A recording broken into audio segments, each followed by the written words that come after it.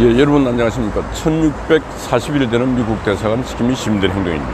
오늘은 10월 3일 개천절인데 오늘이 또 무슨 날이냐.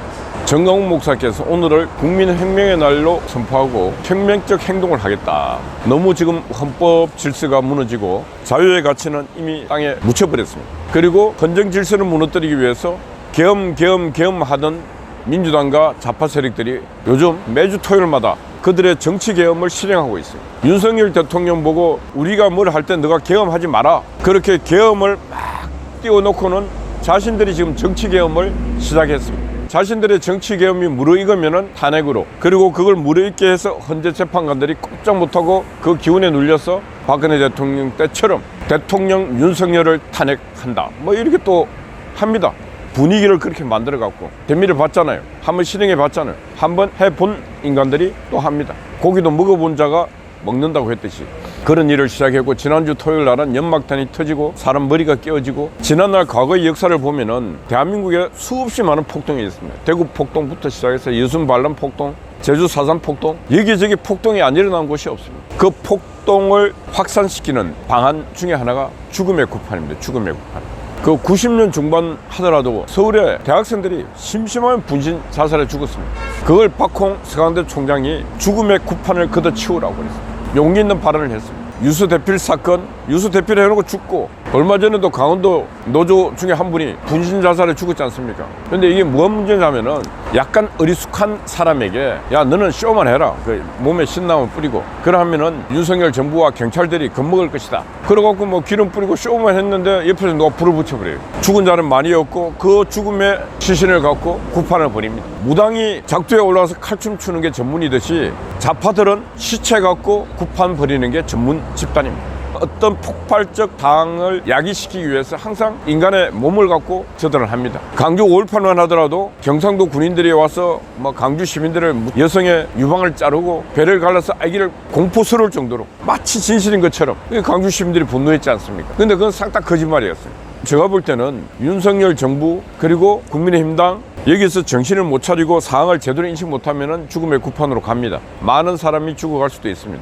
그러하면은 아무리 윤석열 대통령이 강심장으로 견딘다 해도 전쟁은 기세 싸움입니다. 기세에서 밀리기 시작하면은 윤석열 정부도 박근혜 정부처럼 끝나버릴 수도 있는 것입니다. 그래서 윤석열 대통령에게 녹을 먹고 있는 국가 공무원들 그리고 국민의힘당 국회의원들 정신을 바짝 차리고 봐야 됩니다. 근데 하도 정신을 못 차리니까 바깥에 있는 민간인 정강훈 목사께서 이래갖고는 안 된다, 나를 망한다, 누구도 못 믿겠다, 그래서 내라도 내가 혁명 같은 일을 해야 되겠다, 그래서 블로킹을 치고 오늘 국민혁명의 날, 언젠가 때가 될 때 너희들이 정치개혁을 하면 나는 국민혁명을 하겠다, 이래갖고 오늘 전국의 많은 자유시민들에게 모여라 강화문으로, 그렇게 오늘 또 집회를 합니다.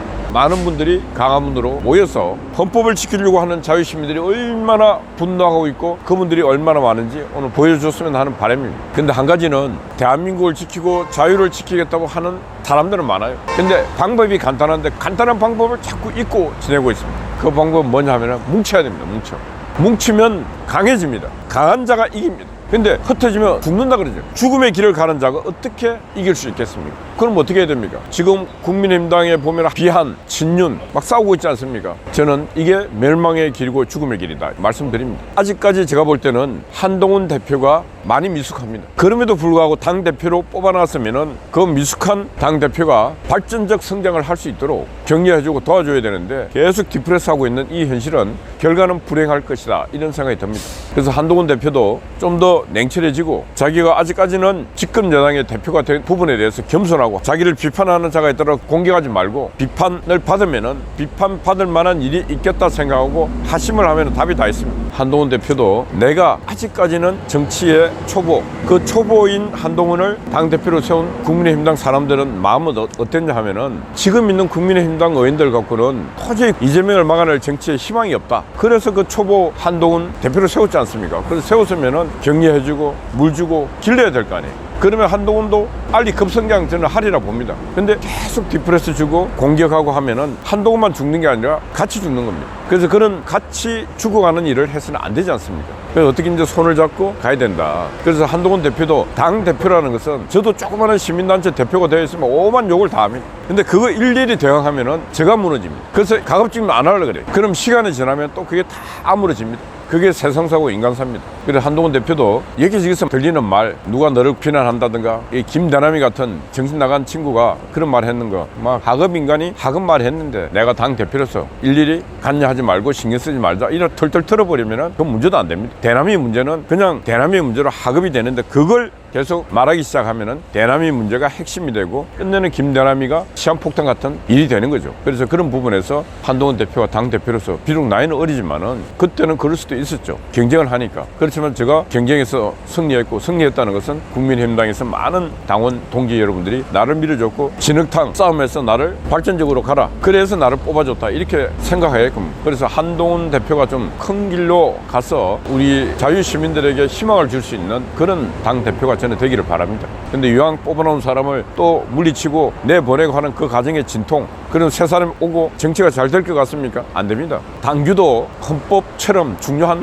당대표를 뽑아놨는데 그 당대표를 불과 얼마 안 돼가고 저렇게 난도질 해가고 내보내고 비상체제로 또 만들고 하는 그 당에게 미래가 없다. 희망도 없다. 그래서 가급적이면은 서로서로 마음의 평정을 갖고 이 문제를 어떻게 극복할 것인가 머리를 맞대면 답은 다 있다. 저는 그렇게 생각합니다. 그러면은 왜 국민의힘당이 저렇게 쌈박질 하는가? 그건 뭐냐? 바로 바라봐야 될 큰 가치를 서로가 못 바라보고 있기 때문에 그렇습니다. 그래서 싸움 할 것도 아닌 걸 싸우고 있습니다. 지금 자유가 심각하게 허물어진 그 자유를 우리가 지켜야 된다. 그 자유는 5천만 국민에게 다 해당되는 자유입니다. 보수의 문제도 아니고 진보의 문제도 아닙니다. 모든 국민들에게 해당되는 자유가 심각하게 허물어졌다. 누가 허물었는가? 바로 이재명 같은 인간, 정청래 같은 인간, 민주당, 문재인 같은 인간들이 자유를 허물고 바로 대한민국의 모든 가치를 허물고 대한민국을 부채 정권으로 만들고 했던 인간들이 바로 그들입니다. 그런 인간들이 아직 정치를 장악하고 있지 않습니까? 그들로부터 이 정치를 바로 세워야 된다. 이렇게 생각할 때 답이 나오고 한동훈 대표도 가야 될 길이 나오는 것입니다. 그래서 한동훈 대표도 앞으로는 자유를 지키는 전사,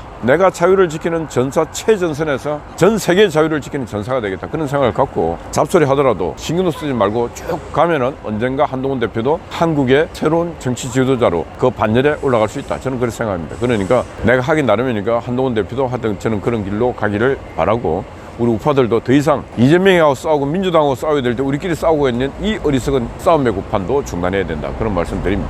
오늘은 혁명의 날인데 정강목사 혼자 저렇게 싸우고 있는데 저런 곳에 한동훈 대표부터 국민의힘당 국회의원들이 무대는 안 올라가더라도 함께 시민들하고 같이 손잡고 하면 얼마나 좋겠습니까? 그건 민주당이 겁낼 건데 국민의힘당 이거 아무도 안 하고 아스팔트는. 마지막 제가 말합니다. 광장을 지배하는 자 정치를 지배한다.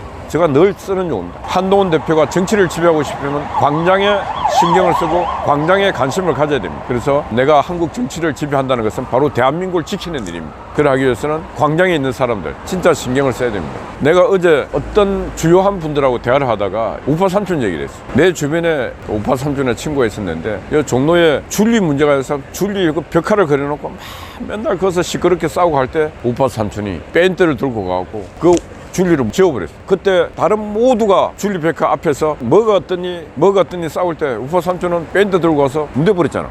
이 제가 하는 말을 잘 들어보세요. 지금 대한민국 땅에는 입만 갖고 막 떠들면 해결이 안 돼요. 그 줄리 벽화가 있었는데 삼촌이가 밴드 갖고 가고 쫙 문대버리니까 그림이 사라지잖아요. 지금 대한민국은 그렇게 행동하는 삼촌 같은 그런 사람이 있어야 됩니다. 지워버리면 돼 그냥. 근데 말로 하면 안 지워져. 행동을 해야 됩니다. 그래서 내가 그랬죠. 밴드 지우고 했던 친구가 바로 감옥을 가서 6개월 살고, 제 친구 나오는 날 바로 앞에 제가 감옥을 갔습니다. 우리가 저런 친구들이 했던 행동에 대해서 우리가 한 번 더 좀 자세히 보면은 우리가 뭘 해야 되고 어떤 방법으로 해야 되는가 답이 다 나옵니다. 행동을 해야 돼. 행동. 감옥을 가는 한이 있더라도 옳은 일을 위해서 행동을 해야 돼. 그리고 옳은 일을 위해서 행동했는 사람에게 대해서 자유시민사회에서는 관심을 가져야 돼. 그래 하면 자유는 꽃이 피고 자랍니다. 열매 맺습니다. 오늘은 국민혁명의 날인데 자유를 지키는 전선의 길에 함께 동참해 주기를 바랍니다. 여러분 화이팅입니다. 감사합니다.